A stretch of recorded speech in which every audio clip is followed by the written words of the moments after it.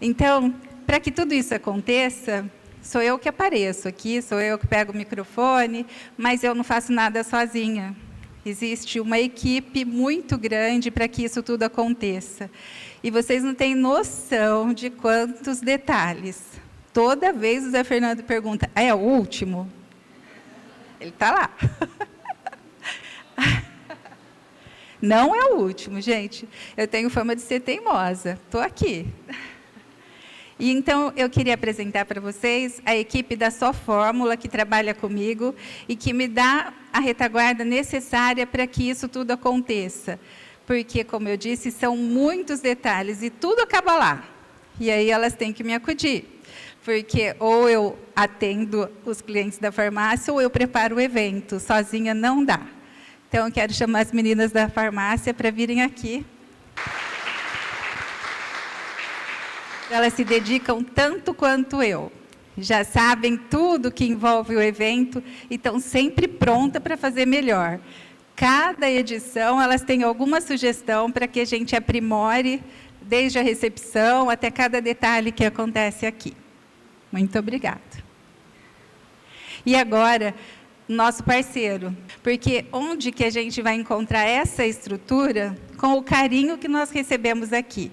Então, eu chamo as meninas da Novocana também para vocês conhecerem. E agora eu vou passar a palavra para a Raquel, para ela falar sobre a Novocana. Obrigada, Gisele. Obrigada, Gisele. Gente, acho que todo mundo me conhece já, né? Eu sou a Raquel, trabalho aqui na Novocana faz só um tempinho, desde 98 só, né?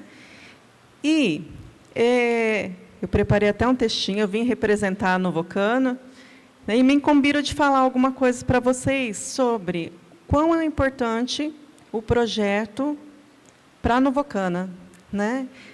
Perguntaram assim, né? Mas o que a Novocana ganha com isso? Vocês viram que eu não estou nem lendo, né? O que a Novocana ganha com isso? Com o projeto? A Novocana, ela nasceu, não vou falar muito, ela nasceu com o intuito de trazer para Novo Horizonte uma parte social. Para quem, né, não conhece, eu vou explicar brevemente. A verba ia toda para Catanduva. Quem quisesse ter assistência social tinha que ir para Catanduva. Alguns fornecedores de cana se reuniram e trouxeram, né, para Novo Horizonte. Fundaram em 1984, conseguiram, depois de muita luta, depois de 12 anos, trazer para Novo Horizonte e ser uma realidade. E a Novocana, ela tem a parte social, de atender na assistência social, como também ela já fez muitas doações para o município.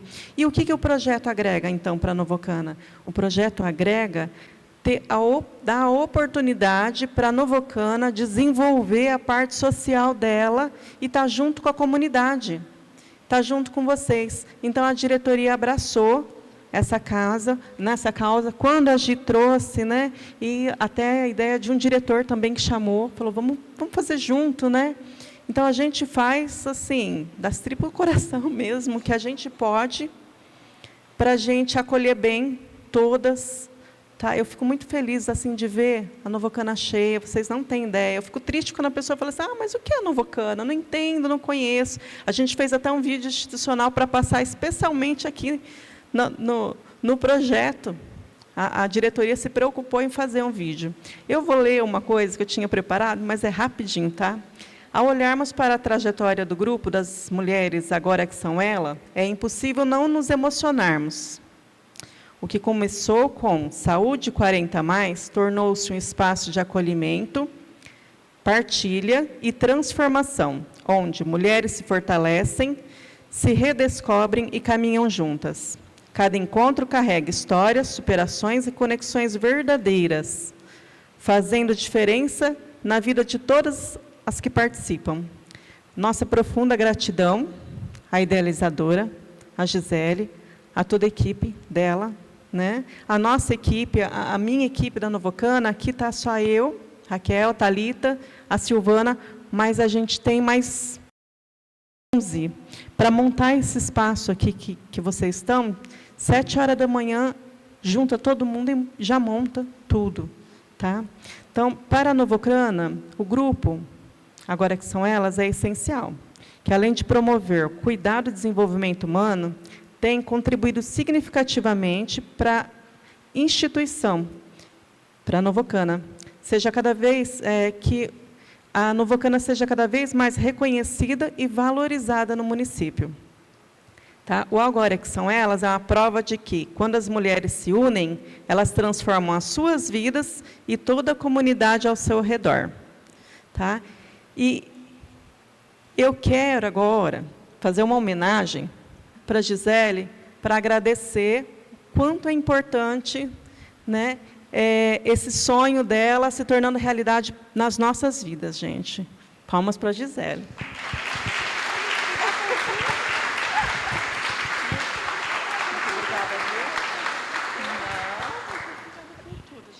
O campo é feito de ciclos, de plantio, de colheita e, acima de tudo, de união. Na região de Novo Horizonte, essa força tem nome e endereço.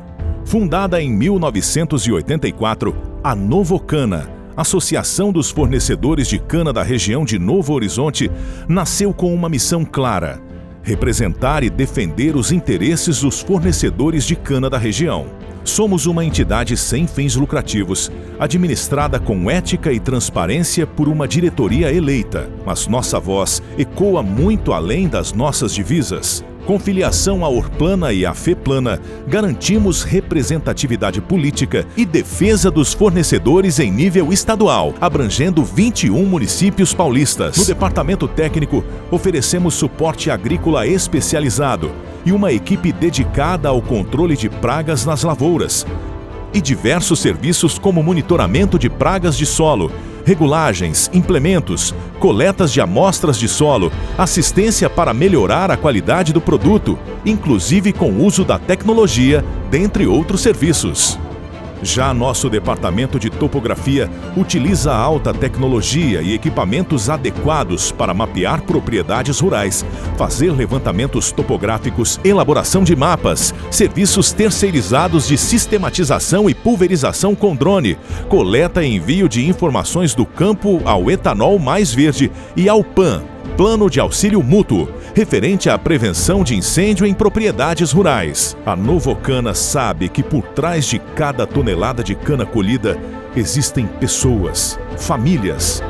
Cuidar de quem produz é o nosso maior compromisso. A Novocana é uma tradicional associação de fornecedores de cana que respeita o passado de lutas, mas que olha para o futuro. Queremos compartilhar conhecimentos técnicos, capacitar colaboradores e garantir que o fornecedor tenha as melhores condições. Focamos na sucessão familiar, trazendo a família para dentro da nossa associação. A Novocana é a extensão da sua casa e da sua lavoura. Por isso, nossa assistência social é um braço forte. Oferecemos aos associados, colaboradores e seus familiares atendimento médico em diversas especialidades, convênios com farmácias, laboratórios e exames. Em nossa sede, além de oferecer atendimento de qualidade à população e associados, temos 2 auditórios e um salão disponíveis para locação sob consulta para associados e não associados realizarem palestras e eventos. Vantagens econômicas, suporte técnico, saúde e apoio às políticas que fortalecem o setor. A Novocana trabalha incansavelmente para ser reconhecida como a grande parceira dos seus associados. Se você é produtor, venha fazer parte dessa história. Novocana, união que gera força, trabalho que gera frutos. Uma coisa, de agradecer às nossas fornecedoras, a diretora que participa, né? E a esposa do presidente, também, que se dedica com muito carinho, que é a Maristela Rangel. Tá? Muito obrigada a participação das nossas associadas. Muito obrigada, gente. Presente lindo. E o carinho que elas têm pela gente é real. Quando eu cheguei hoje aqui, elas já estão sempre prontas, com um monte de coisa para fazer, mas disponibilizando tempo para nós. O tempo delas é precioso e elas partilham com a gente. Além delas, das meninas da sua fórmula, da Novocana, nós temos a participação da Dulce. A Dulce é gestora do marketing da farmácia e ela não teria nada a ver com o grupo, porque ela é contratada para o marketing da farmácia, mas ela também abraçou a causa e também participa com a gente, só que hoje não pôde vir. Além dela, tem a Flávia. A Flávia, nutricionista, que faz o cardápio para a gente, para que tudo o que aconteça tenha a ver com o tema que a gente está falando. Hoje, ela preparou o cardápio, só que ela não pôde vir. Então, ela mandou um textinho aqui para eu ler para vocês, como se ela estivesse aqui. E, além de tudo, amiga da Rafa ainda, e não pode estar aqui. Oi, pessoal. Gostaria de estar presente junto com vocês, pois sei que hoje seria um dia muito especial para o projeto Agora é que São Elas.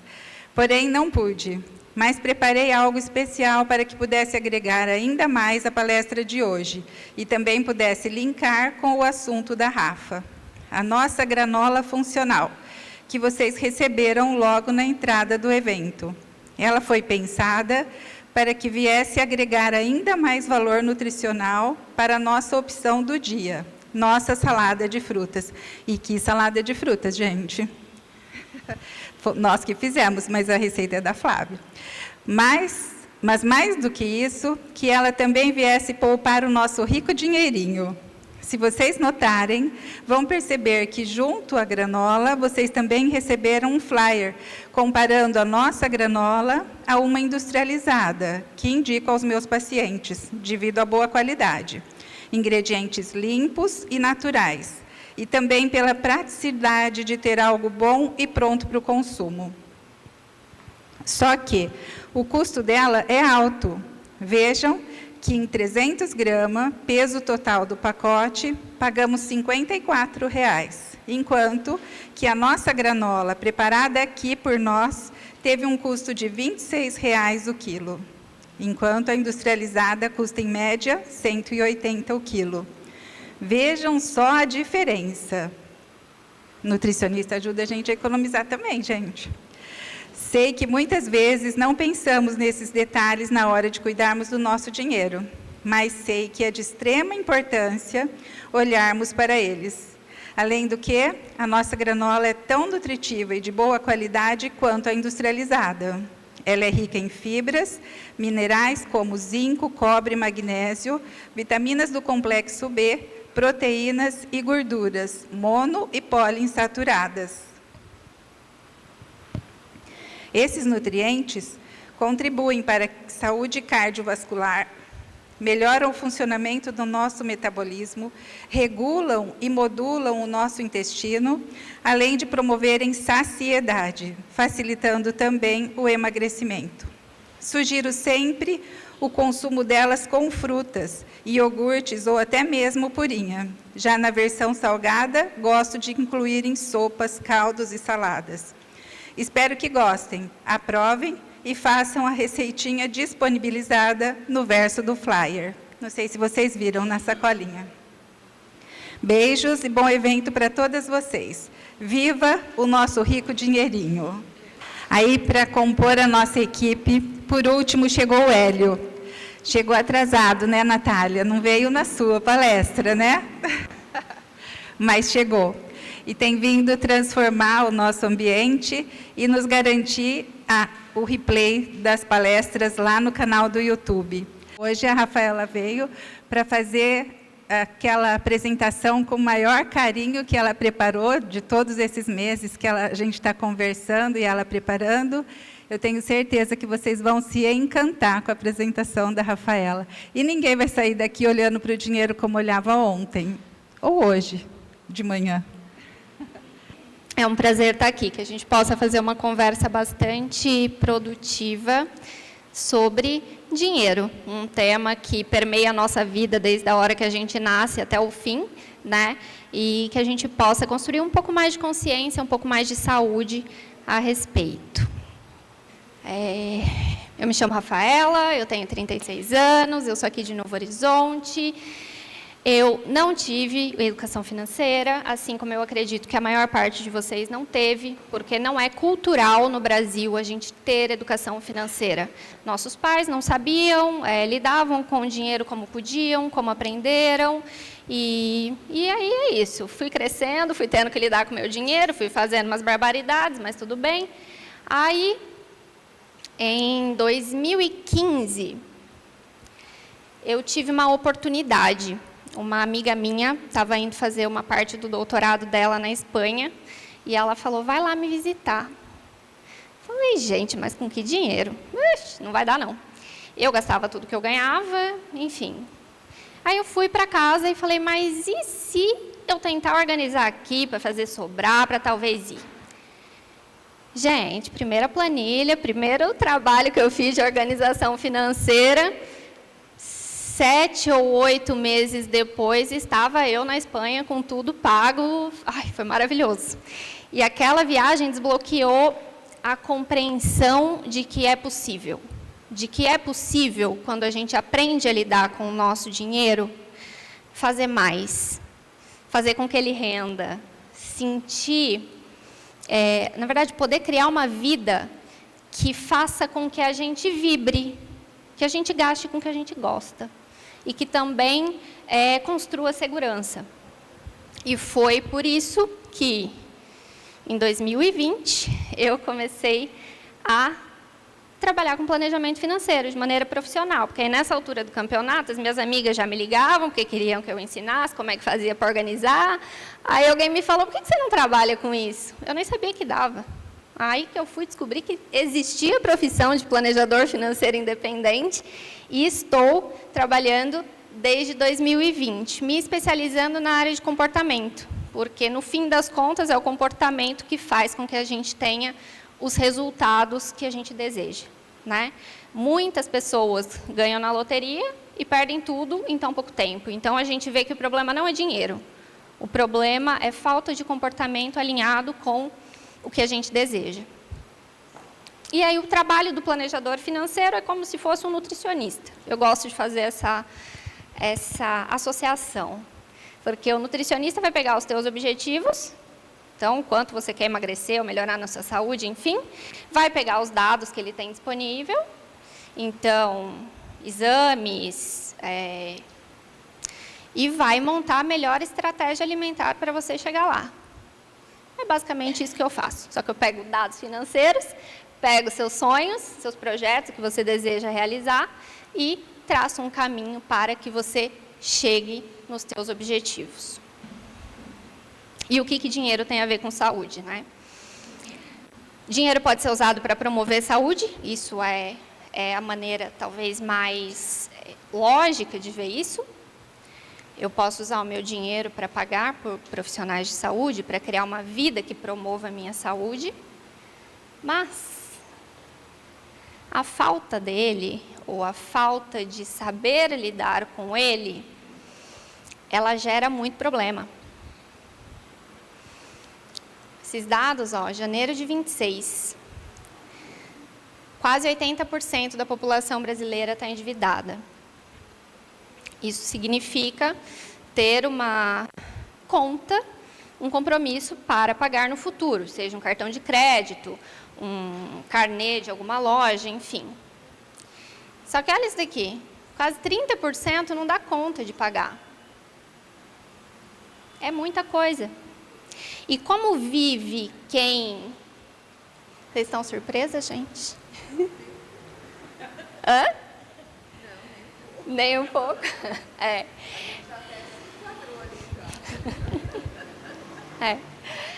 Em especial, esses 79%, se eu não me engano, a maior parte é dívida de cartão de crédito, tá? Saiu hoje um dado, eu até ia colocar no grupo para vocês, eu posso colocar mais tarde, porque esse número já mudou, já bateu 80, já está em recorde de endividamento no Brasil.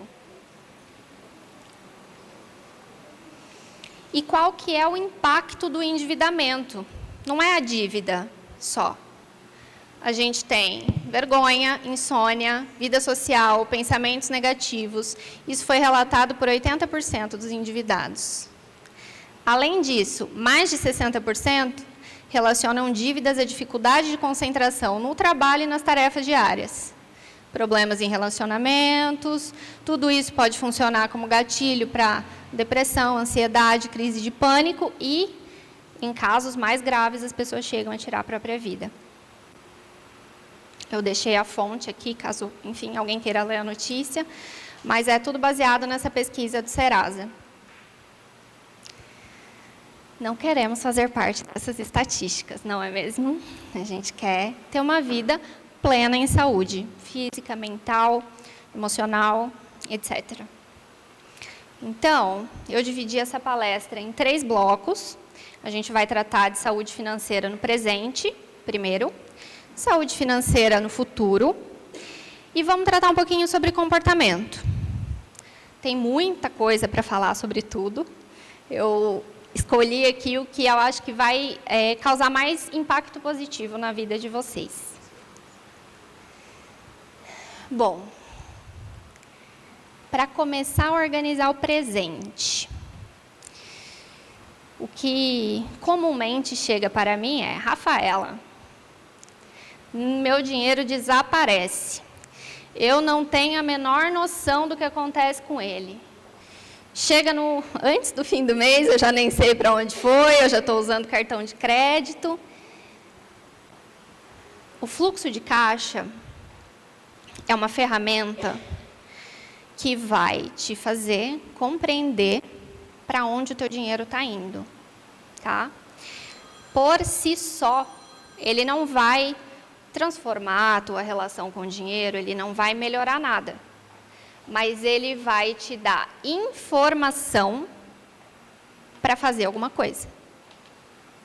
Sem o fluxo de caixa, a gente não consegue entender onde você está. E sem entender onde você está, não dá para entender para onde você vai. Então, pensem num extrato do banco. Ali tem quanto você recebe, aí que você foi no mercado gastou tanto, que você foi no salão gastou mais tanto, que você comprou uma roupa e gastou tanto. Isso é o teu fluxo de caixa, tá? Alguém aqui já anota? Já faz? Ah, maravilhosos. Que bom.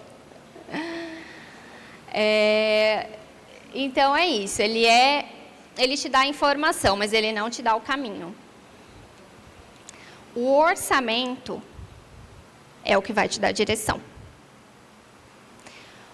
O orçamento é a projeção do destino que você vai dar para o seu dinheiro.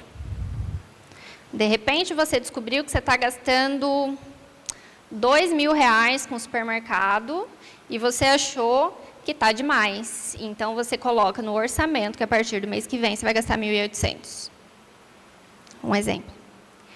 Nessa etapa, você define para onde o teu dinheiro vai, quanto vai, só que isso não é aleatório. Porque senão a gente constrói uma vida que não necessariamente tem valor para a gente, individualmente, tá? Eu, Rafaela, tenho prioridades que não são as mesmas da Juliane, que não são as mesmas da Dai. Cada uma de nós tem prioridades diferentes, tem valores diferentes. E esse orçamento precisa estar alinhado com o que é prioridade para cada uma. Assim a gente gasta o dinheiro e fica feliz, entendeu? A gente investe em coisa que a gente gosta. É muito prazeroso para mim poupar dinheiro para viajar, porque eu gosto de viajar. Para o meu irmão, não será. Ele é a pessoa mais caseira que eu conheço. Para ele, talvez faça sentido gastar com outras coisas. Então, esse orçamento precisa ter relação com as prioridades de vocês. Sugestão, tá? Aqui, de composição do orçamento. 50% da renda para despesas essenciais, 20% para estilo de vida e demais gastos, e 30% da renda para futuro. O que isso parece, assim, para vocês? Realizável? Muito difícil? Alguém já faz? Difícil?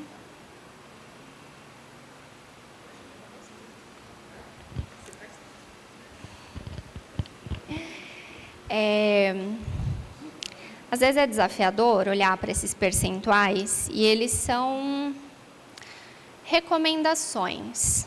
Eu não posso também chegar para a pessoa que gasta 100% do que ganha, às vezes gasta até mais do que ganha, e falar, olha, a partir do mês que vem, né, você vai poupar 30% de tudo que tu ganhar. Demais. Então, supondo, né, que esse fosse o caso, não conheço. não é simples assim. Você vai ter que fazer escolhas, e é para isso que tem o orçamento. Então, essa é uma recomendação. E quando a gente entrar na parte de futuro, vocês vão ver o tanto de coisa que tem para futuro e a importância desses 30% aqui.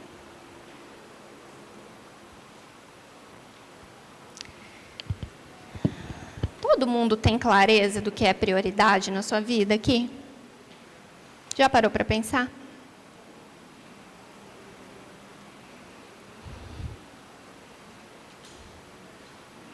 Pense em 5 prioridades na tua vida hoje. Quem tiver com um caderninho aí pode ir anotando.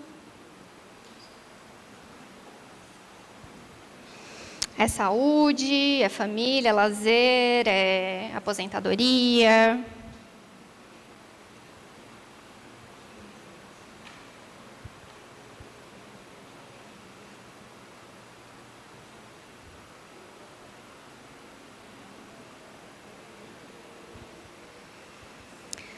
A gente precisa ter isso muito claro. Porque se tudo é prioridade, nada é prioridade.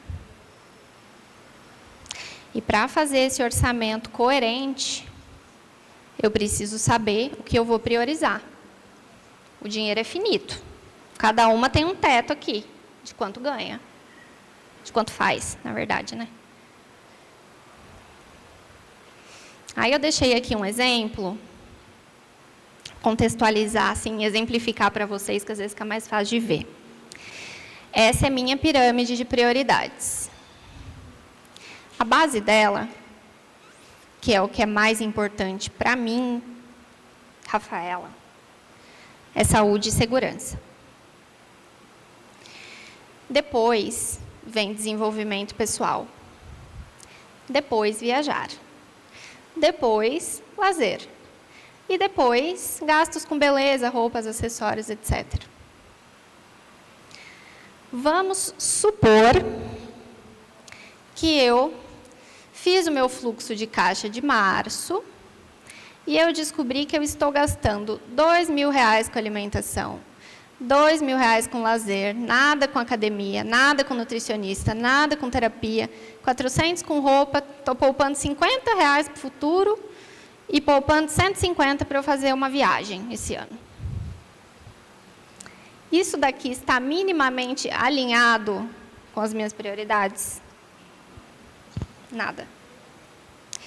A chance de eu perceber bem-estar na minha vida é mínima. Porque eu estou fazendo um monte de coisa incoerente com o que eu gosto, o que eu acredito, que é prioridade. E aí a gente faz o orçamento. O orçamento... Ai, gente, tem um pernilongo aqui em volta de mim. O orçamento vai colocar a direção no dinheiro. Então, a partir de agora, eu vou gastar R$2.000 com alimentação, 350 com lazer, eu que lute, 150 com academia, porque saúde estava na base da minha pirâmide, vocês lembram? Nutricionista e suplementos, mais 300, 300 com terapia, 200 com roupa, vou poupar 800 para construir o meu futuro, meu patrimônio, e R$500 por mês para eu viajar, 1, 2 vezes por ano, enfim, vai depender do tamanho da viagem, né? Isso daqui está coerente com as minhas prioridades. Aí, eu vou começar a viver o mês de abril. E aí eu vou começar a acompanhar. Quanto eu já gastei em mercado? Vou fazendo a soma ali semanal. Estou ali chegando perto de 2.000, já começa a prestar atenção que... Começar a cozinhar só o que tem em casa. Aproveitar tudo para o dinheiro chegar até o fim do mês. Vou definir quantas saídas eu vou ter no meu mês. O que eu quero fazer? Eu vou no cinema em Rio Preto? Ou eu quero sair para jantar 3, 4 vezes? O que eu vou fazer de lazer? Esses gastos aqui são mais fixos, né, digamos assim.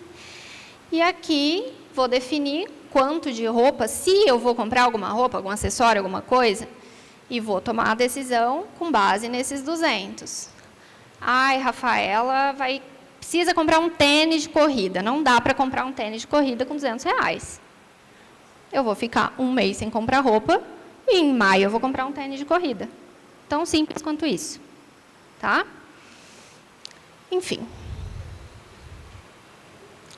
Fica claro para vocês esse movimento aqui? Fica? Faz sentido?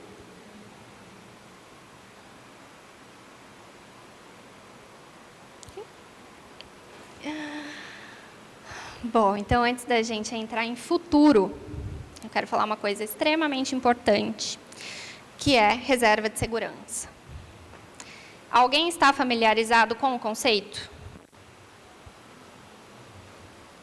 Vamos, gente, ergue a mão, não me deixa aqui. Reserva de segurança? Não?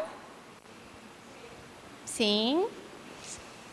Maravilha. Mais alguém? Sim? Tá. Reserva de segurança é um dinheiro que todas nós precisamos ter para deitar nossa linda cabeça no travesseiro à noite e dormir em paz. Ela corresponde a pelo menos 6 meses do custo de vida de cada uma de nós. Supondo que o meu custo de vida seja de R$5.000, eu preciso ter pelo menos R$30.000 separados para imprevistos. Trocar de carro é um imprevisto? Não. Viajar é um imprevisto? Não. Celular novo também não é imprevisto. É para coisas que surgem na nossa vida e sempre surgem, e a gente vai ter um dinheiro para lidar com elas.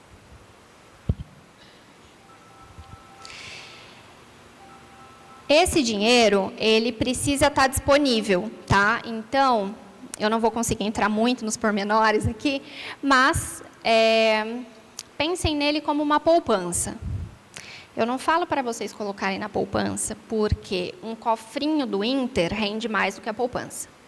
Então, se alguém tem conta num banco digital, pode colocar numa caixinha do Nubank, pode colocar num cofrinho do Inter, pode ter título do Tesouro Selic com liquidez diária, que renda 100% do CDI, tá? Mas a gente precisa ter dinheiro guardado. E que ele precisa estar disponível, porque a gente não sabe quando chega um imprevisto. Então, não adianta. Às vezes as pessoas falam, mas eu tenho uma casa, eu tenho um carro, e aí você vai precisar de uma consulta de emergência, você vai fazer o quê? Vai vender a casa? Não tem como. O dinheiro precisa estar disponível. Quebra a geladeira, máquina de lavar, você precisa de uma para a mesma semana. Vai fazer o quê? Normalmente vai parcelar em 12 vezes uma máquina nova, me fala se não é. Aí vai ficar 1 ano pagando a máquina. Desculpa. Então, tá nas estatísticas das dívidas, não. Carnê da Casa Bahia, é isso aí. Se você usou o dinheiro da sua reserva, você tem que repor o dinheiro da sua reserva. Então, se precisa de 30 mil, tem que ter sempre 30 à tua disposição, tá? De novo, não deve ser usado para nada que pode ser planejado. Isso a gente faz, a gente guarda o dinheiro, investe o dinheiro, olhando para os nossos projetos, para o nosso futuro. Até aqui, tudo certo? Tá dando para acompanhar? Então, a gente vai começar a falar de futuro. O futuro é construído pelas nossas decisões diárias, inconstantes e mutáveis. E cada evento influencia todos os outros. O que é realização futura? É tudo que vai acontecer logo mais. Gastos e projetos anuais, projetos de curto, médio, longo prazo e independência financeira. Quando a gente olha para tudo isso, aqueles 30% já passa a nem ser tanto dinheiro assim. Porque veja bem, o que são gastos e projetos anuais? IPTU, IPVA, conselho de classe, o seguro do carro, a manutenção do carro. São gastos que a gente sabe que tem todo ano. Só que acontece uma vez no ano. E aí a gente espera chegar e parcela em sei lá quantas vezes. Esse é o comportamento mais comum, tá? Projetos anuais é o que eu quero fazer em um ano, que eu costumo fazer em um ano, mas que eu não sou obrigada a fazer em um ano. Eu sou obrigada a pagar meu IPTU, mas eu não sou obrigada a fazer meu Botox. Mas eu quero fazer meu Botox. Então, isso é um projeto anual. O que a gente faz em um ano, o que a gente gosta de fazer em um ano e não se planeja? Vocês conseguem pensar na vida de vocês? Essas coisas assim, que é uma vez no ano, 2 vezes, é o aniversário do filho, é a viagem de férias, é a ceia de Natal, é a festa do Ano Novo, o que mais? Presente, boa. Às vezes aniversário de casamento, que gosta de fazer, enfim, alguma comemoração, uma viagem curta, ou trocar presentes. Tem bastante coisa que entra nesse nosso... A gente acaba criando um padrão de vida, na verdade, né? Então, todo ano eu comemoro meu aniversário, faço uma festa. Tá, então vamos começar a pensar nisso antes. Eu não preciso esperar chegar a véspera do que eu quero realizar para pensar em como eu vou fazer. Eu consigo entender como funciona um ano meu e entender quanto eu preciso poupar todos os meses para viver aquele ano. Em dezembro eu costumo vir para cá. Todo dezembro eu venho passar o Natal aqui em Novo Horizonte com a minha família. Eu já comecei a poupar dinheiro em janeiro. Quando eu vou vir para cá, eu já tenho todo o dinheiro, passo para minha conta, gasto o dinheiro. Compro presente, pago o aluguel do carro, a passagem de avião e é isso. O dinheiro do 13º, que é o que normalmente todas as pessoas contam, né, para passar dezembro e janeiro, não é usado. Então, vamos lá. Mão na massa agora. Anota o que você tem de gasto e projeto anual, em que mês acontece e quanto custa cada coisa. Faz uma listinha. Tu paga IPTU? O mês, quanto custa? Você paga IPVA? O mês, quanto custa? Você paga a manutenção do teu carro. Em que mês você costuma fazer a manutenção? Quanto normalmente fica? Quanto você costuma gastar no Natal? Tem alguma coisa que você faça, que você gosta de fazer todo ano? Às vezes uma consulta médica, um tratamento de beleza, não sei.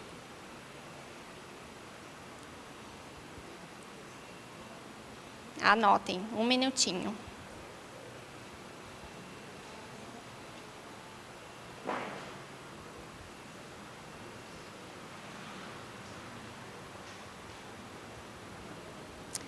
Depois, vocês vão dividir esse valor que vocês anotaram pelo número de meses, até chegar esse gasto, e ver quanto vocês precisam poupar por mês.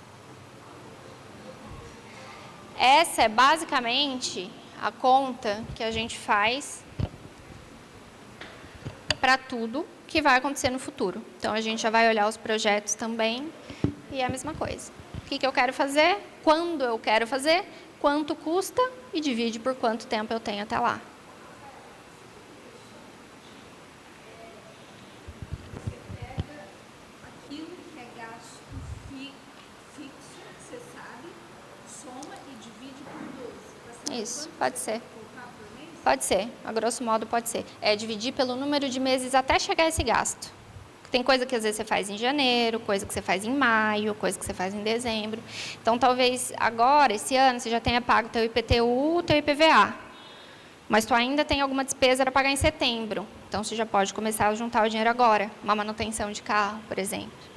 Mas, sim, a grosso modo, tu pode somar tudo, divide por 12 e você entende o quanto você poupa todos os meses para viver o teu ano. E isso é só uma mudança de lógica. Você vai começar a poupar antes o dinheiro que você já gasta em parcela. Porque você já paga tudo isso. Só que agora a ideia é se antecipar. Por quê? Porque se eu tenho dinheiro rendendo, poupado, Às vezes eu nem preciso juntar o dinheiro todo, que eu tinha orçado primeiro, porque ele rende. Às vezes eu consigo negociar desconto para pagamento à vista. Então, é bem importante ter esses valores, né, claros para cada uma de vocês. Projeto de curto, médio e longo prazo. Aqui a gente começa a olhar mais para o futuro ainda. Ali para 2 a 10 anos, mais de 10 anos. E muitas vezes, nos meus atendimentos, essa é um lugar que muitas mulheres têm dificuldade de olhar para o futuro. O que eu quero fazer daqui a 10 anos? Não tenho a menor ideia. Aquela coisa, né? Não sei nem se eu vou estar viva daqui a 10 anos. A frase que faz a gente viver como se não houvesse amanhã, não é mesmo? Vocês estarão vivas daqui a 10 anos, tá? Então, a gente precisa pensar no que a gente quer realizar. A gente precisa dar um passinho para trás e olhar a nossa vida ali até quando? Até quando eu acho que eu vou viver? 80, 90, 100. Então, eu preciso me preparar financeiramente para viver bem? Para viver com autonomia? Eu preciso olhar para o meu futuro? E até de uma maneira mais simples, curto prazo. Quem aqui tem um celular que tem mais de 4 anos?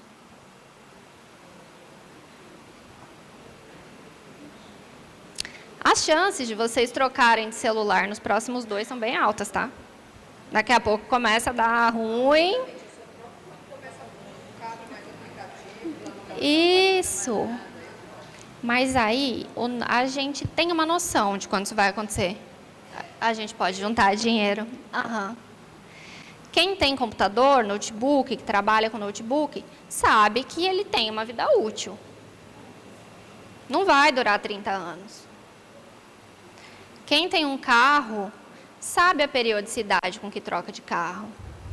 Eu não preciso ficar 10 anos com o meu carro e pegar um financiamento para trocar o meu carro. Eu sei que eu vou trocar de carro. Então, a gente precisa olhar para a nossa vida dessa perspectiva. Como eu posso me antecipar para realizar tudo que eu quero realizar? Sem parcelar, sem tomar empréstimo, sem dever para o banco. E aqui eu estou colocando de uma forma que às vezes algumas coisas podem parecer impossível, né? Eu quero uma casa, eu não vou conseguir juntar, sei lá, 700 mil reais para comprar uma casa. Mas talvez tu possa dar uma ótima entrada e pegar um bom financiamento com parcelas baixas que caiba, que seja o mesmo valor do que você paga de aluguel. Que é bem diferente de não conseguir, de dar a entrada mínima e ter uma parcela enorme. Então, um mínimo a gente consegue se organizar. Vocês vão fazer essa atividade em casa? Porque eu sei que demanda tempo. Mas agora, eu queria que vocês listassem só uma coisinha que vocês querem fazer em até 2 anos. Uma coisinha que vocês querem fazer até 10 anos. E mais uma coisa que vocês querem fazer para mais de 10 anos. Quem aí já viu que precisa trocar de celular nos próximos 2? Que já sabe que tem que trocar de computador, que quer trocar o carro, que quer comprar uma casa, que quer fazer uma viagem dos sonhos. Um itemzinho. Um para curto, um para médio e um para longo prazo.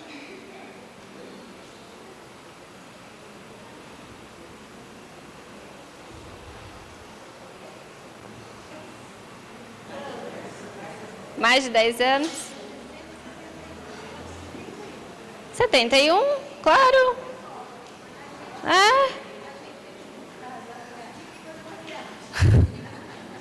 É um bom plano. Juntar as amigas ricas e fazer uma viagem, gente. Já comecem agora.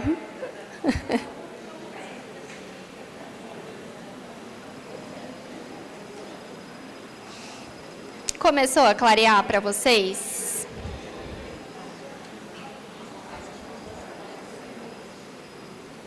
Como é pensar nesse futuro? Tô ouvindo todo mundo conversando, eu quero que vocês conversem comigo também. É fácil, é difícil? Já tem clareza, não tem? Como é que tá? Difícil? Como é? Esse aspecto aqui, talvez não sirva para uma parte de vocês. Alguém aqui já está aposentada? Ok.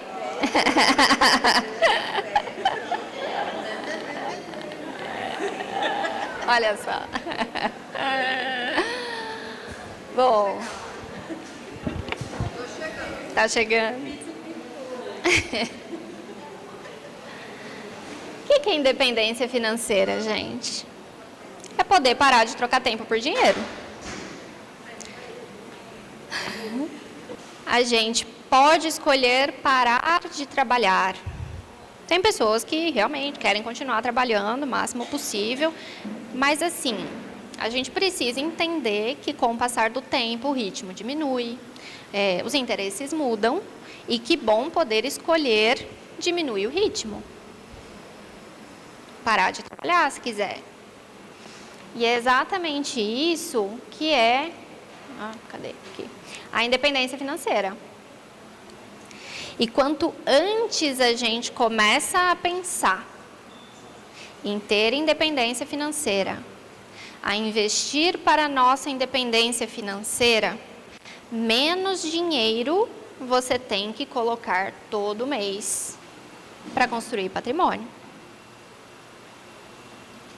Quanto mais tarde eu penso nisso, mais dinheiro eu preciso aportar. E aí eu quero fazer uma diferenciação, né? Porque essa independência financeira que eu estou considerando aqui é a pessoa que vai construir a sua própria independência, ou seja, não contar com o INSS, tá? É ter patrimônio que é seu, que não depende do governo te dar um salário. Porque nesse contexto, você tem liberdade sobre o seu próprio dinheiro. Você tem dinheiro. Quando a gente conta com o INSS, é importante pagar? É importante pagar, porque não é só aposentadoria. Eu pagaria o máximo para receber o teto? Jamais. Porque eu vou dar um monte de dinheiro que sabe Deus o que vai acontecer com ele, porque a gente sabe que nem chega nos aposentados grande parte disso, e eu não terei patrimônio lá na frente. Eu vou depender do governo me pagar um salário. Aqui eu estou falando de ter patrimônio para eu viver do meu próprio dinheiro. O que é isso?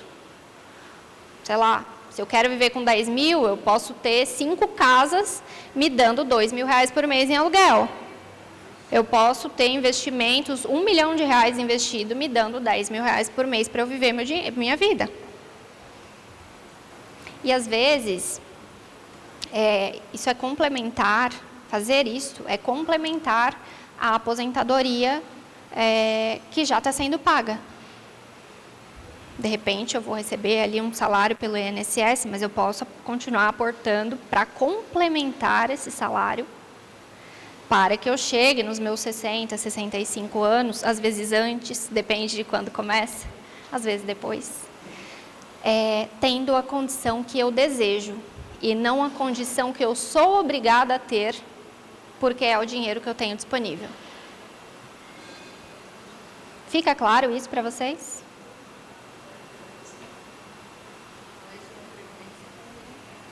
Isso.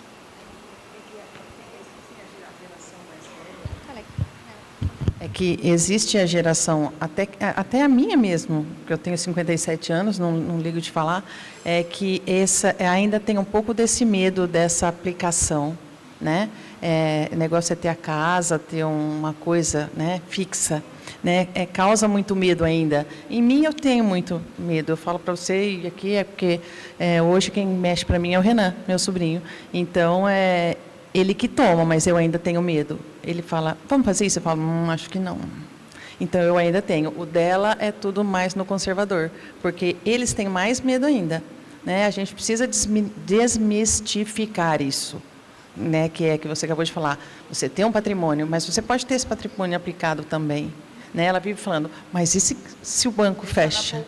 Deixa na poupança. Perfeito, perfeito, perfeito. Não é. Esse acesso ao mercado financeiro é muito novo, e ainda mais para a gente, porque isso é uma coisa que culturalmente vem muito masculina, né? Então, uma mulher que está ali vendo como é que funciona esse negócio de mercado de investimento, como aplicar o meu dinheiro, a gente vai criando mais tranquilidade, Nel, à medida em que a gente entende no que a gente está investindo. Então, assim, isso que tu comentou, né? Vamos investir nisso, melhor não. Melhor não mesmo. Se tu não entende como funciona e não tem tranquilidade nisso, às vezes é melhor não investir nisso, às vezes é melhor ficar no conservador. Porque para você ter renda a longo prazo, tu vai ter que deixar o dinheiro investido mais tempo.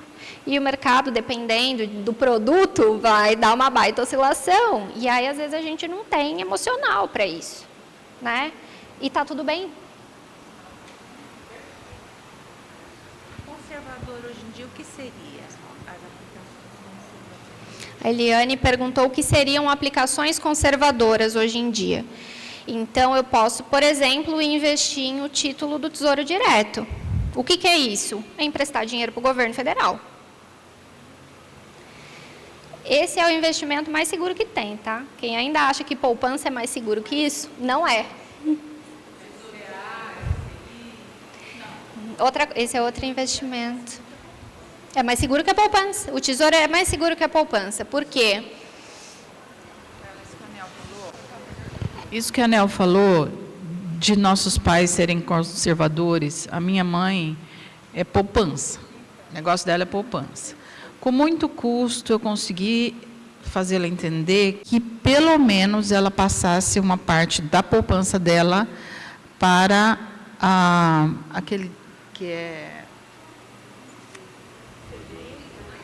Não, é um investimento de... Quando a gente investe para o filho, assim, como é que chama? Previdência.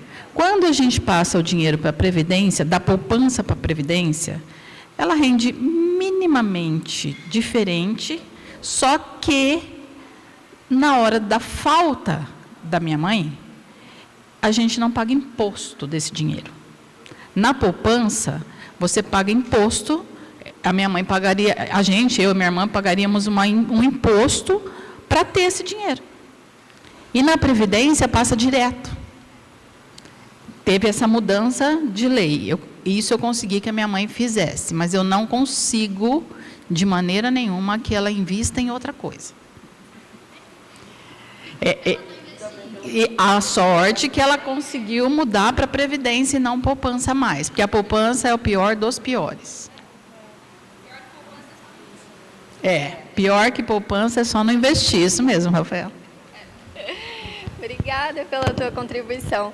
É isso aí mesmo, é isso aí. Então, a gente vai investir, ou talvez convencer nossos pais a investirem, no que a gente suporta, em termos emocionais, manter.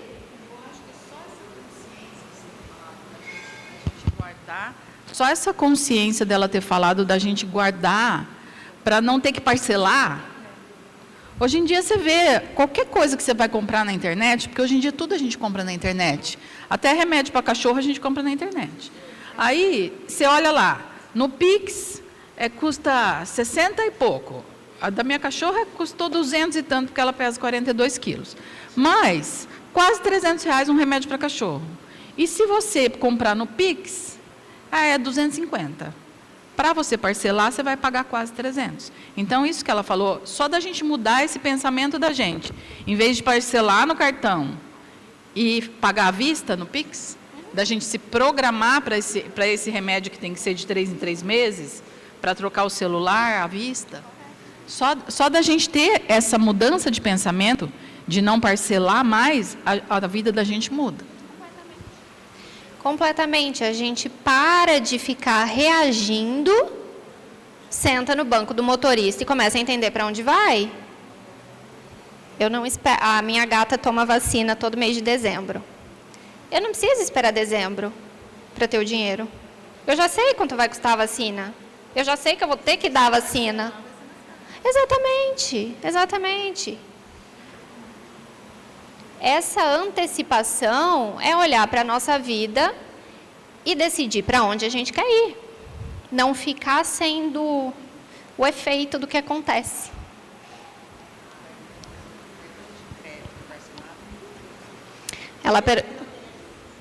Ela pergunta sobre cartão de crédito e parcela, se é a última opção. É uma ótima pergunta. Por quê? Às vezes, do ponto de vista financeiro, estritamente financeiro, faz sentido você manter o dinheiro investido e parcelar. Porque o teu dinheiro fica rendendo e você paga, vai pagando a parcela. Sem juro, caso não tenha desconto, por exemplo, um desconto que vale a pena no Pix.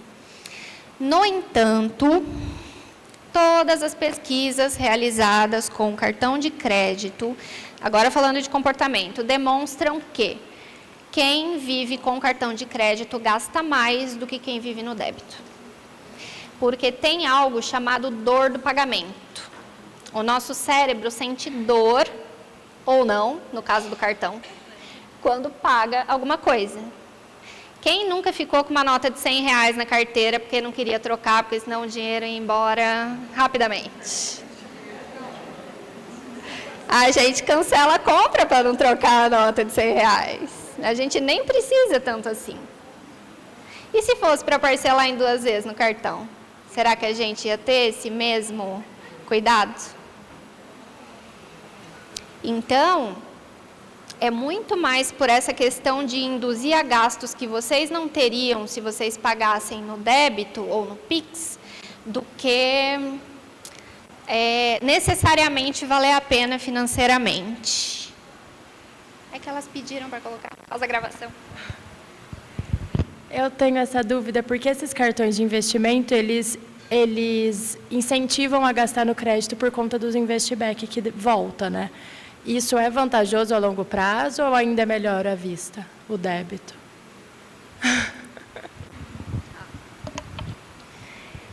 É uma boa pergunta. Eu ainda prefiro o débito.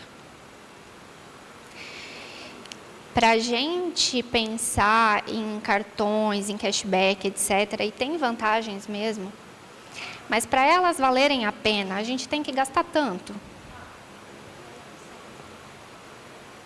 Que eu não sei até que ponto vale a pena. Tá.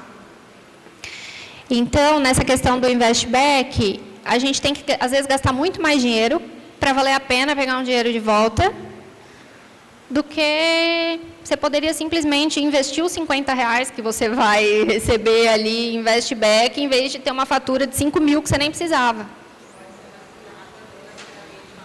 Oi? É uma cilada, financeiramente falando. Com certeza é uma cilada.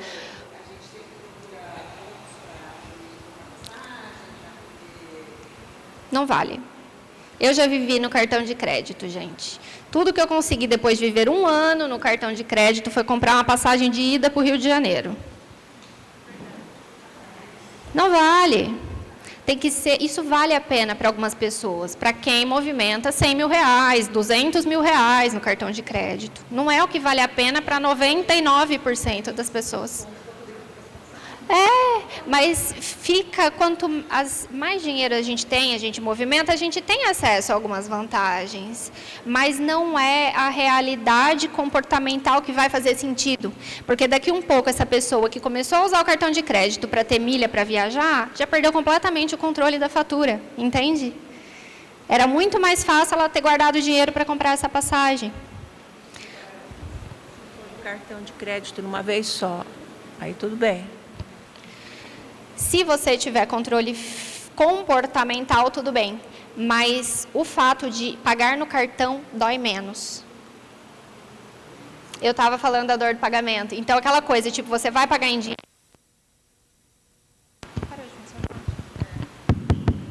Se eu pago no dinheiro, eu sinto que eu estou perdendo algo. Eu estou dando o meu dinheiro em troca daquilo. Se eu passo no Pix, eu perco algo. O saldo da minha conta baixa. Mas eu sinto menos. Se eu pago no cartão de crédito, eu vou sentir no mês que vem na hora de pagar a fatura.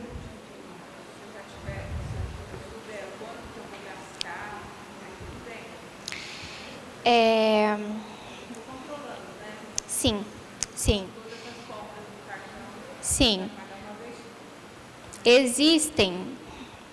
A gente pode abrir uma janela aqui que vai ficar muito grande, porque existem 5 perfis comportamentais.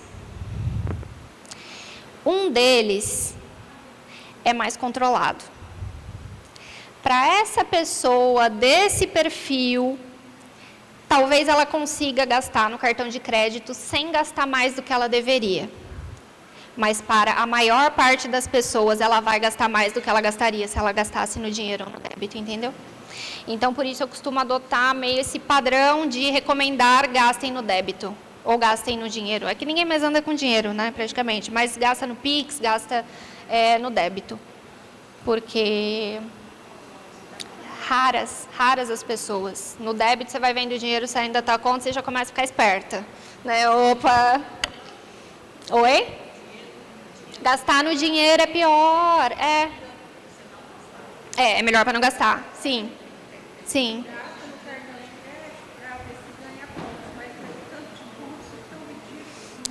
Isso. O que a gente precisa gastar é muito grande para ter ponto. Se você gasta, sei lá, 8 mil, você consegue viajar para a Europa todo ano, tudo conversa, né? Eu não sei como. Eu preciso gastar 8 mil no cartão de crédito todo mês, porque dali a pouco eu estou gastando os 8 mil para viajar para a Europa. Só que talvez eu viveria com 5. Então, não é melhor poupar 3 mil reais todo mês? Eu não sei se gastar 8 mil reais no cartão dá para ir para a Europa. Só se for em baixa temporada e olhe lá. Não vai. Eu não acho que vale a pena, tá? Então, voltando aqui para futuro. Alguém já calculou quanto patrimônio precisa ter para se aposentar? Para se aposentar, para escolher parar de trabalhar. Alguém sabe quanto precisa ter? Alguém sabe com que renda quer se aposentar? Se quer viver com 5, com 10, com 15, com 30? Vocês já pensaram nisso? Já? Que bom. Já sabem o valor que precisam ter investido? Já fizeram as contas? Vou colocar a calculadora, só quero saber se alguém fez. Não? Então, vamos lá. Então, aqui a gente tem uma curva de vitalidade financeira. Eu vou calcular aqui para mim, tá? Supondo que eu começasse hoje, pensasse hoje, que eu quero me aposentar. Eu tenho 36 anos. Eu quero viver, vamos colocar que eu quero viver com 10 mil. Eu pretendo me aposentar aos 60. Até que idade eu pretendo viver de renda? Eu pretendo viver de renda até o fim, ainda deixar a herança se eu tiver filho. Então, aqui eu estou calculando com renda perpétua. Eu precisaria de R$1.785.000 acumulados para viver com R$10.000 aos 60 anos. Preciso poupar e investir perto de R$2.500 por mês. Agora, eu vou calcular para vocês se eu tivesse começado com 26 anos a pensar nisso. Para vocês entenderem o porquê, quanto antes, melhor. O valor que eu preciso é o mesmo, mas eu precisaria poupar R$ 1.100 por mês. Se, vamos supor que eu olhasse isso daqui a uma década, para eu viver com R$10.000 aos 60, começando a juntar dinheiro e investir a partir dos 46, eu precisaria poupar R$6.415 por mês. Poupar e investir, tá, gente? Não é poupar e deixar na poupança. Então, assim, quanto antes a gente começa, melhor.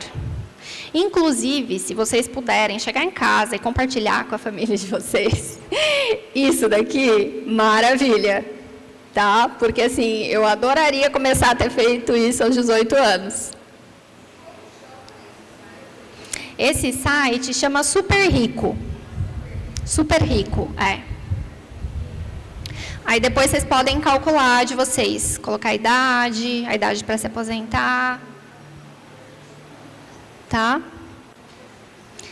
Vocês viram quanta coisa tem para fazer nesse futuro, gente? Tem que se aposentar, tem projeto para fazer, sonho para realizar. É muita coisa.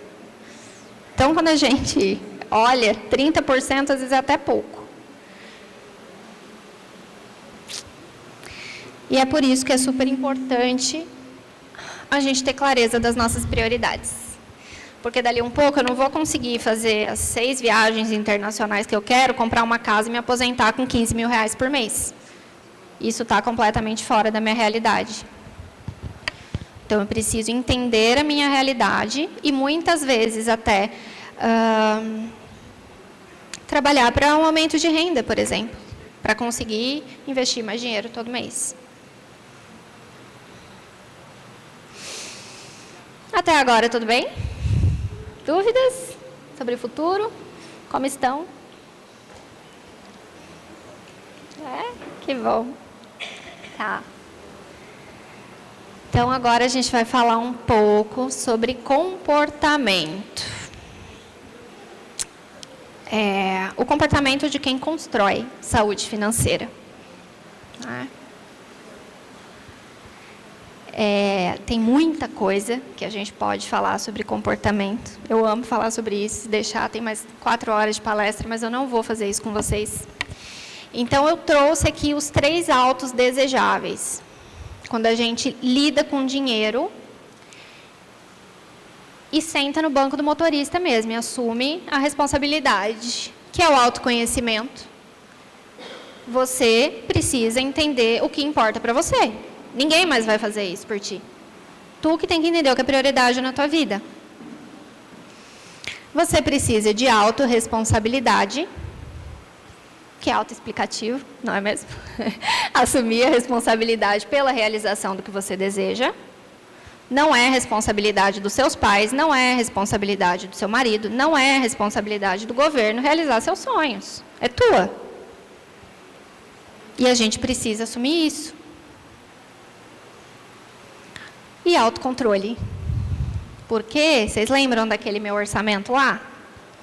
De quem gastava R$2.000 por mês com lazer e vai ter que gastar 350? Quanto não eu vou ter que falar para seguir aquele orçamento? Eu preciso controlar os meus impulsos. Então, o terceiro auto é o autocontrole.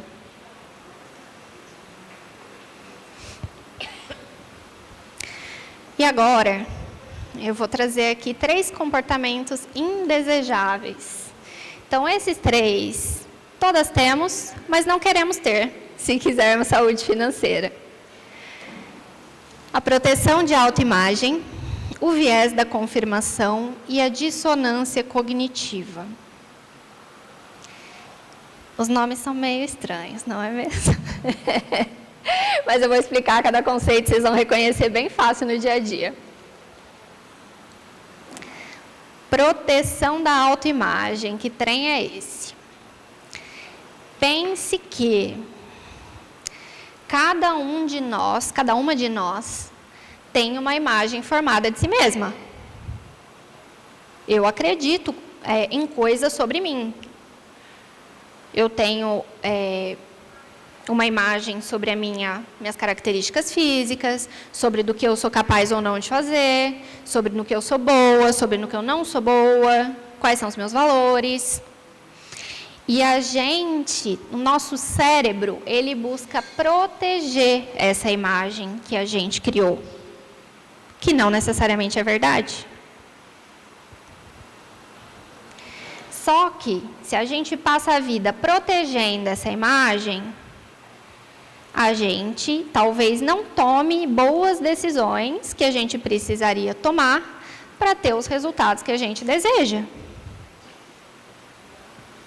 Se eu continuasse acreditando que eu jamais falaria em público, eu não estaria aqui hoje.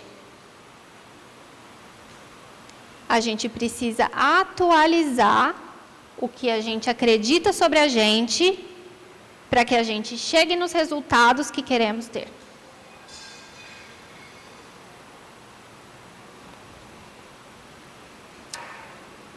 Tudo bem até aqui? Clareou esse nome? Tá. Aí a gente vai para o viés da confirmação. O que são vieses cognitivos? São padrões sistemáticos de pensamento e tomada de decisão que todas temos. Todo ser humano tem. Todo ser humano vai tomar a decisão de uma maneira automática, porque é simplesmente impossível que o nosso cérebro raciocine sobre todas as decisões que a gente toma ao longo do dia. Só que muitas vezes esses vieses vão afastar a gente da vida que a gente quer. É automático, economiza energia do nosso cérebro, mas não necessariamente está me levando para onde eu quero. E o viés da confirmação é um outro erro do nosso comportamento que nos mantém exatamente no mesmo lugar. Por quê? Em geral, quando uma pessoa forma uma opinião sobre algo, ela tende a ouvir apenas o que corrobora com o que ela já acredita. E isso vale para tudo. É muito difícil, é muito contraintuitivo a gente se predispor a aprender ou a ouvir alguém que fala uma coisa que eu não acredito, ou que eu acho que está errado. E quando eu simplesmente ignoro essa opinião contrária, ou esse conhecimento contrário, eu me mantenho na mesma bolha que sempre estive. Só que muitas vezes vai estar ali o resultado que eu ainda não tenho. Fica claro para vocês? Tipo assim, se eu acho que eu tenho dificuldade, se eu tenho dificuldade de entender de computador, de mexer, de abrir planilha, parece que eu não vou aprender nunca, isso é uma ideia que eu tenho de mim e que eu tenho que mudar essa ideia para eu conseguir mexer no computador. Mas isso, para a nossa realidade financeira, eu não entendi isso. Por exemplo, na minha família, estou dando exemplo de uma crença geral, né? Na minha família, só faz as coisas adquirindo dívida. Porque não sei quem financiou a casa, outra pessoa financiou o terreno, outro financiou o carro, e essa é a única maneira de adquirir as coisas. Daqui a pouco vem a Rafaela e fala que dá para se antecipar e poupar dinheiro para fazer essas coisas. Mas você vai tender a ouvir a pessoa que vai te falar que é isso aí. Tem que fazer dívida mesmo, porque é o único jeito que a gente consegue realizar. Entendeu?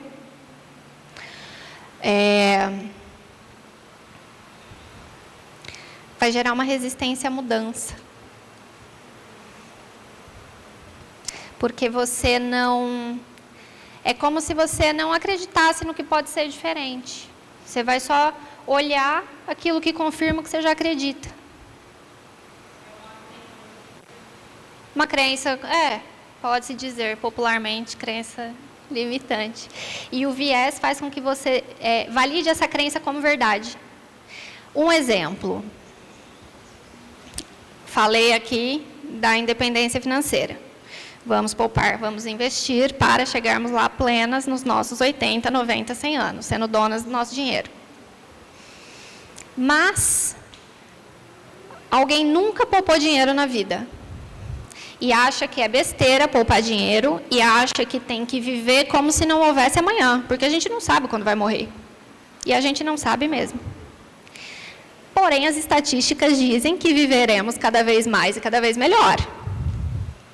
Mas essa pessoa, ela vai tender a ignorar todas as estatísticas e lembrar daquele um amigo de não sei quando que teve um infarto com 45 anos e não usufruiu do que ele queria.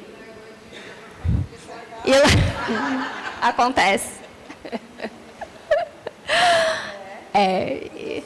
O próprio sistema hoje, ele te induz a tudo isso. Você liga a televisão, empréstimo, não sei o que, Crefisa, não sei o que lá. É como se você fosse lá buscar o dinheiro e não precisasse pagar aquilo, né? Você investe no seu sonho. Nossa, é isso que você falou. Viver como se não houvesse amanhã. E aí fica todo mundo lascado.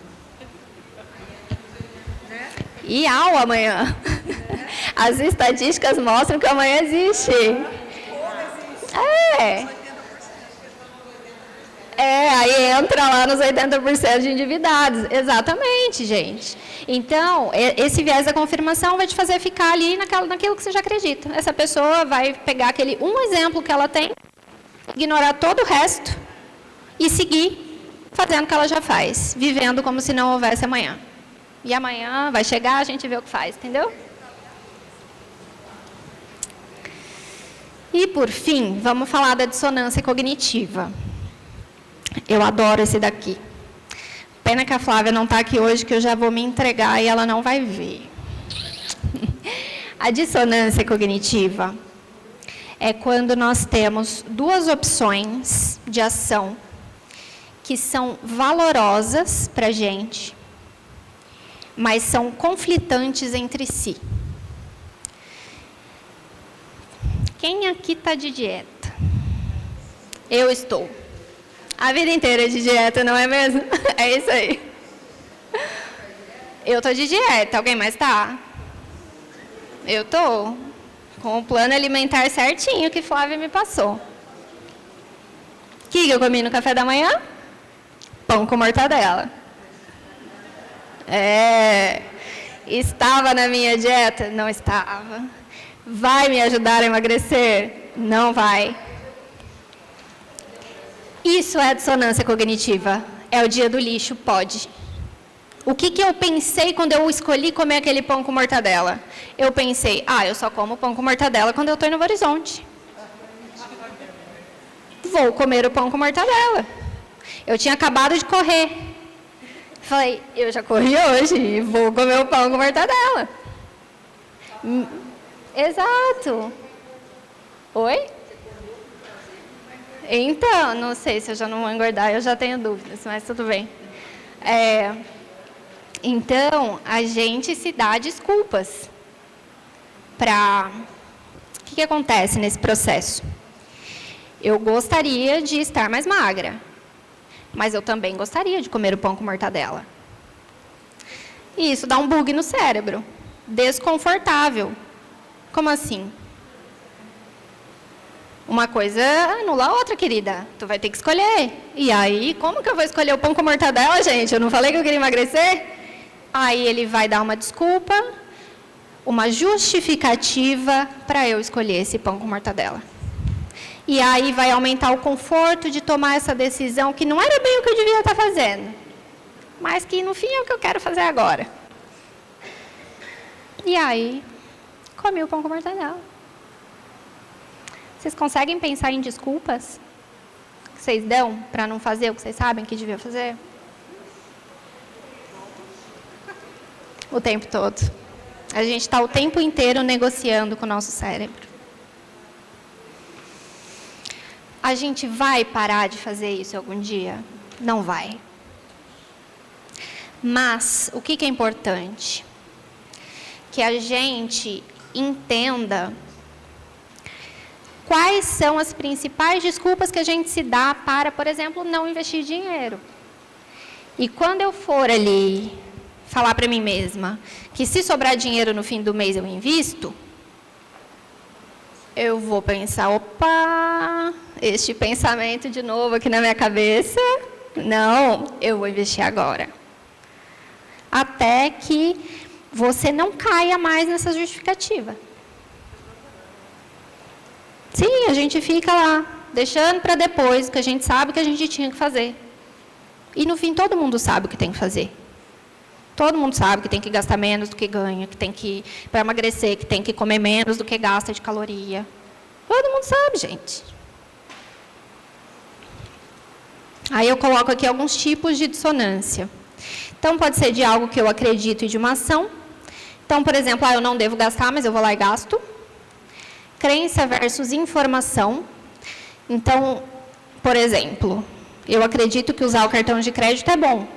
Mas hoje eu aprendi que se eu usar o cartão ali, eu vou gastar mais. E aí como vai ser? Eu vou continuar usando?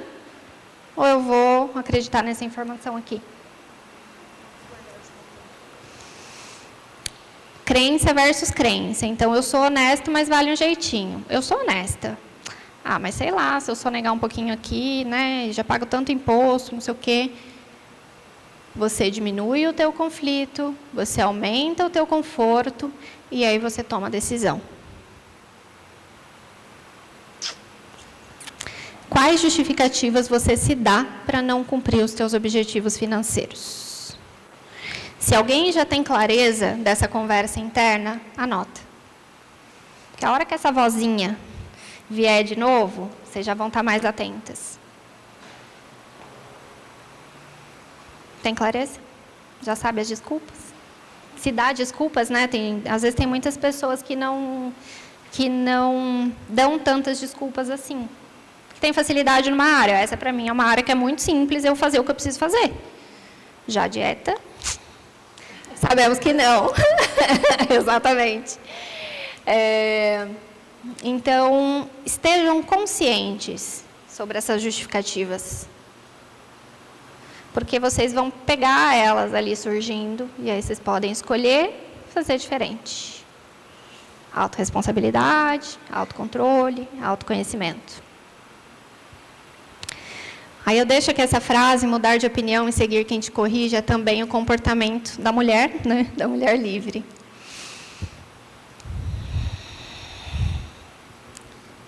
Até agora, dúvidas? Sobre essa parte de comportamento, não? A gente, isso é spoiler. Olha aqui. Dúvidas? Não? Tá bom. Então, agora todo mundo quer tirar foto? Pode ir. Já tirou? Então, tá. Eu quero convidar todas vocês a fecharem seus olhos. Respira fundo. Relaxa o corpo na cadeira, relaxa os braços, os ombros. Sente seus pés apoiados no chão, suas pernas, seus quadris na cadeira. Respira fundo. Sente como seria ter muita saúde financeira. Tudo isso que a gente discutiu aqui hoje. Como seria ter clareza de prioridade? Como seria gastar o dinheiro com essa clareza? Como quem sabe o que está fazendo?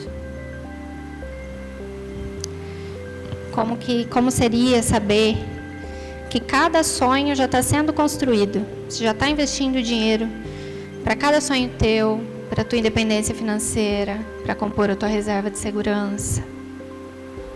Como você se sente? Você se sente tranquila? Você se sente feliz? Você já está sentindo a alegria de desembarcar em algum país que você quer muito conhecer? Você tem paz na tua casa. Você não discute mais com o marido. Você sabe exatamente a vida que vocês podem ter, com clareza, sem comparação com o vizinho. Como é viver assim?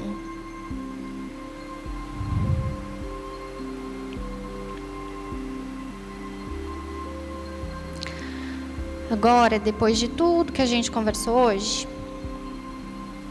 eu tenho certeza que você já descobriu que tem alguma coisa que você pode começar a fazer diferente, para que você construa a sua saúde financeira, para que você chegue aí nesse lugar que você já visitou, nessa tranquilidade, nessas realizações.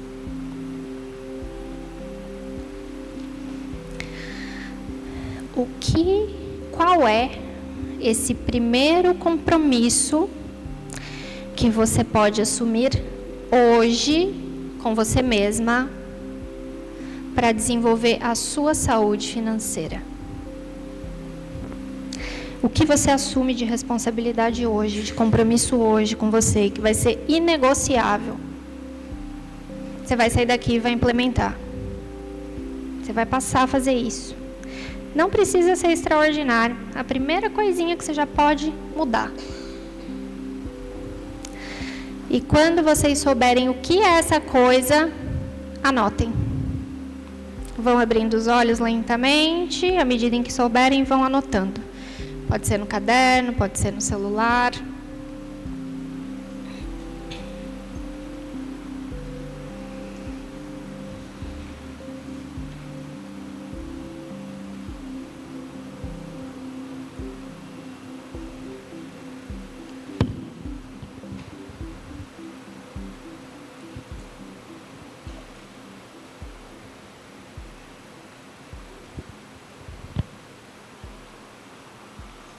Dúvidas? Gente, eu sei que a gente falou sobre muitas coisas hoje, tá? Deixem os conteúdos assentarem aí dentro de cada uma de vocês. Nesse Instagram aqui, eu coloco muito conteúdo gratuito sobre finanças, comportamento financeiro, enfim, tudo relacionado ao tema. Então, vocês podem ficar à vontade para seguir, adorarei, inclusive. Muitas mulheres já estão seguindo desde que eu comecei a divulgar a palestra. A Gi, minha mãe, eu fiquei bem feliz. E se alguém tiver alguma dúvida muito específica, me chama no WhatsApp e aí a gente conversa, tá? Porque aqui, como eu disse, eu estou falando de uma maneira geral. Mas, às vezes, é uma situação que precisa de uma análise, que precisa de um caminho, e eu estou à disposição para auxiliá-las, tá? Muito obrigada pelo tempo de vocês. Eu desejo que seja um caminho de muita prosperidade, de cada vez mais prosperidade na vida de todas, e que vocês construam com muita intencionalidade uma vida que faça sentido para vocês. Obrigada.